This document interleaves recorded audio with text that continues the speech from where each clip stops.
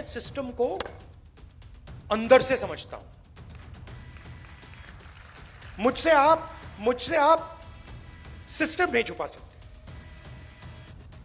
कैसे चलता है, किसको फेवर करता है, किस प्रकार से फेवर करता है, किसकी रक्षा करता है, किसको अटैक करता है, यह सब मुझे मालूम है, दिखता है, क्योंकि मैं उसके अंदर से आया हूं। प्राइम मिनिस्टर हाउस में जब दादी प्राइम मिनिस्टर थी तब था, पापा थे, मनमोहन सिंह जी थे, तब भी मैं जाता था, तो मुझे सिस्टम अंदर से मालूम है।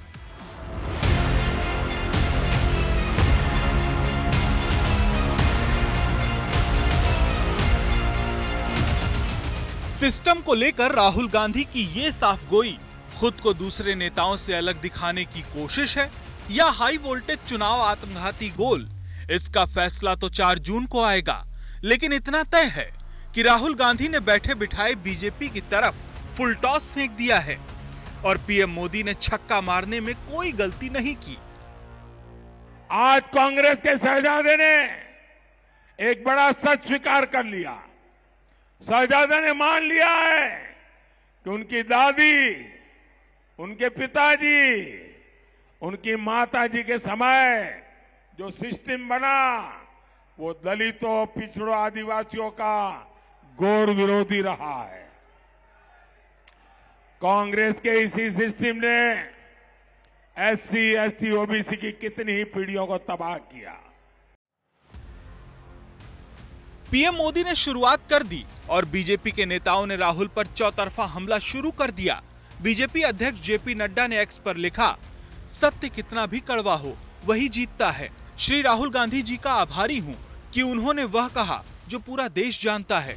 दशकों तक शासन करने वाला उनका परिवार गरीब विरोधी, एससी, एसटी और ओबीसी विरोधी है।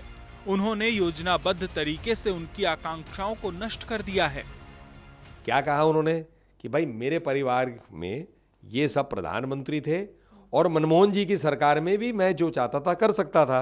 अब हमने देखा है कि जब एक ऑर्डिनेंस आया था, मनमोहन जी प्रधानमंत्री थे, विदेश थे, तो राहुल गांधी जी ने उसे फाड़ के कूड़े के डब्बे में फेंक दिया था। तो ये तो दिखाता है कि राहुल गांधी जी मानते हैं कि किसी परिवार में अगर वो पैदा हो गए तो उनको पूरी जानकारी मिल गई कि देश कैसे चलता है, क्या होता है। इस चुनाव में राहुल गांधी मुसलमानों के साथ साथ एससी, एसटी और ओबीसी को साधने की कोशिश कर रहे हैं।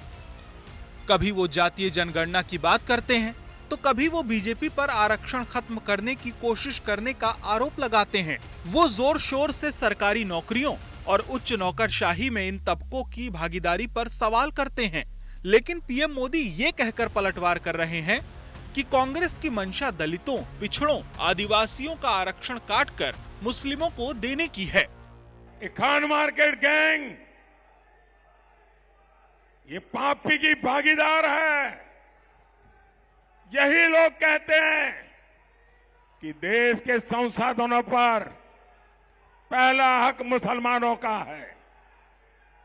ये लोग लगातार सरकारी जमीनें वक्फ बोर्ड को दे रहे हैं, बदले में वोट मांग रहे हैं।